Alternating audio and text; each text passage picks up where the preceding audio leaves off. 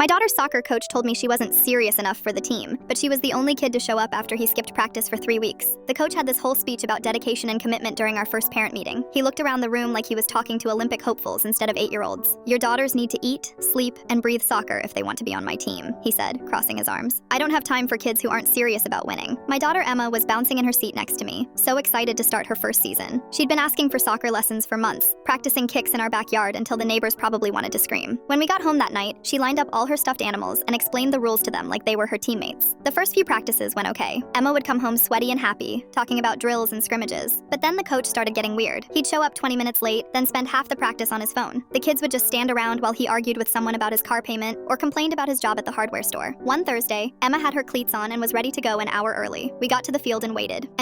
Other parents started showing up, checking their phones, looking confused. After 30 minutes, someone called the coach, straight to voicemail. One mom finally got a text back that said, "Canceled today, sick." The next week, same thing. No show, no call until the last minute. Then it happened again. Parents were getting frustrated, asking for their money back. The park district said they couldn't find the coach and were looking for a replacement. Most families just quit and signed up for swimming lessons instead. But not Emma. Every Tuesday and Thursday, she'd put on her uniform and grab her water bottle. "Maybe coach is better today," she'd say. Even when I explained he wasn't coming, she'd insist we drive to the field just in case. We'd sit in the car for a few minutes so she could see the empty field, and then she'd ask if we could practice passing anyway. After 3 weeks of this, I was done. I marched into the park district office and demanded answers. The woman behind the counter looked embarrassed and said the coach had been relieved of his duties, but they hadn't told the families yet. Apparently, he'd been missing other responsibilities too, showing up drunk to equipment meetings. That's when she mentioned they were having trouble finding a replacement mid-season. Most of the other coaches were busy, and the few who responded said the team was probably too far behind to salvage. "It's really a shame," she said, "especially for the kids who were really committed." I thought about Emma, still putting on her cleats twice a week for a practice that didn't exist. "What if I coached them?" I asked. The woman blinked at me like I'd suggested we play on the moon. "Do you have experience?" I laughed. "I have YouTube and a kid who hasn't given up yet." 2 days later, I was standing on a soccer field with a whistle around my neck, watching Emma sprint toward me with the biggest smile I'd ever seen. "You came back!" she yelled, throwing her arms around my waist. Behind her were 3 other kids whose parents had the same idea I did: show up and see what happened. We didn't win a single game that season. Our first match ended 7-0, and Emma spent most of it chasing butterflies near the goal, but she never missed a practice, not once. She'd drag me outside on weekends to work on her footwork, and started sleeping with her soccer ball like other kids sleep with teddy bears.